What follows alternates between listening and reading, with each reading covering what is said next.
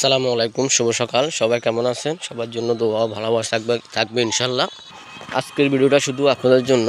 Nile গাছ, সুপারি গাছ, অনেকগুলা গাছ আমাদের এলাকাতে আছে। তো কোন কোন এলাকাত নাইল গাছ, সুপারি গাছ বেশি দয়া করে বলবেন।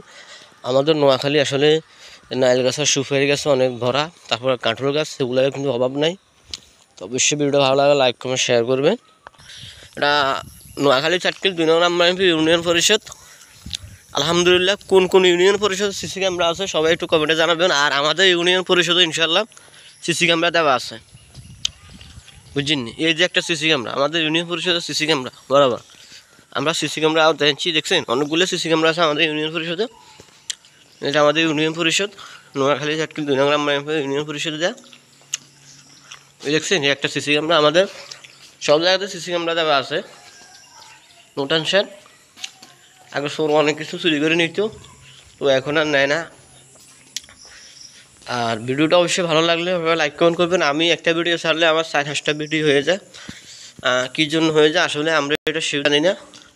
এটা আমার বেগুন গাছ। বেগুন গাছও পোকে ধরে গেছে, ওষুধ মারলেও কোনো লাভ নাই, কারণ পোকে ধরে যে অবস্থা। সবাই সবাইকে একটু সাপোর্ট করবেন, সবাই সবাইকে একটু ভালোবাসবেন। এইসব কাঁঠাল, বুঝছেন? এই যে কাঁঠাল দেখছেন, এক কাঁঠাল, কত যে কাঁঠাল দেখছেন নি, কাঁঠাল। সবাই সবাইকে লাইক কমেন্ট শেয়ার করবেন। আর চারিদিকে পানি আর পানি।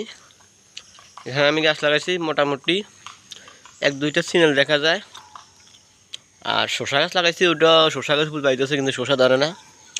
তো অবশ্যই ভিডিওটা ভালো লাগলে সবাই লাইক করে শেয়ার করবেন।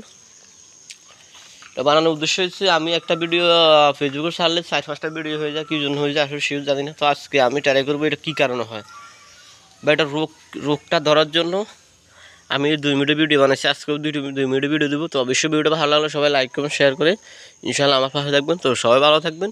আল্লাহ হাফিজ, আসসালামু আলাইকুম।